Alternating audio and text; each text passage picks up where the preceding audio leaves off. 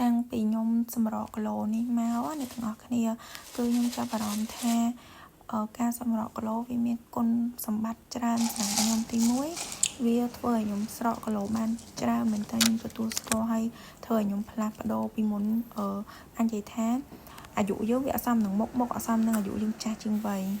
ហើយគុណសម្បត្តិមួយទៀតដែលធំចំពោះខ្ញុំនឹងគឺធ្វើខ្ញុំចេះធ្វើម្ហូបបានច្រើនមែនតើទាំងខ្ញុំមនុស្សម្នាក់ដែលខ្ញុំអត់ចេះធ្វើម្ហូបសោះហ្មងណាហើយក៏ជាមនុស្សម្នាក់ដែលមានផ្នត់គំនិតគិតថា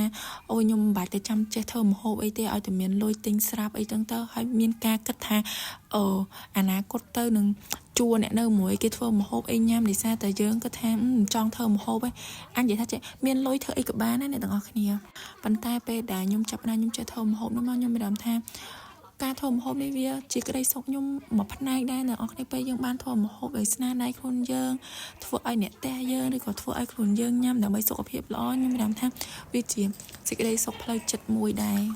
ចឹងបានថាការសម្រកគីឡូមិនធម្មតាជួយយើងស្រកគីឡូឬក៏អីអ្នកនរគ្នាក៏អាចជួយយើងផ្លាស់ប្ដូរផ្នត់គំនិតដូចដែរខ្ញុំមានផ្នត់គំនិតពីមុននឹងមកដែរហើយទោះឡើយខ្ញុំចេះធ្វើម្ហូបក៏ខ្ញុំអត់ចេះធ្វើម្ហូបមិនច្រើនមែនទេអ្នកនរខ្ញុំចេះតែឆានឹងជានេះទេនិយាយទៅខ្ញុំចេះធ្វើតែតិចតួចប៉ុន្តែក៏គ្រាន់បើជាងពីមុនខ្ញុំអត់ចេះធ្វើអីសោះហើយថ្ងៃនេះវីដេអូខ្ញុំក៏មានតែប៉ុណ្្នឹងដែរអ្នកទាំងអស់គ្នាអរគុណសម្រាប់ការតាមដានវីដេអូរបស់ខ្ញុំបាយបាយ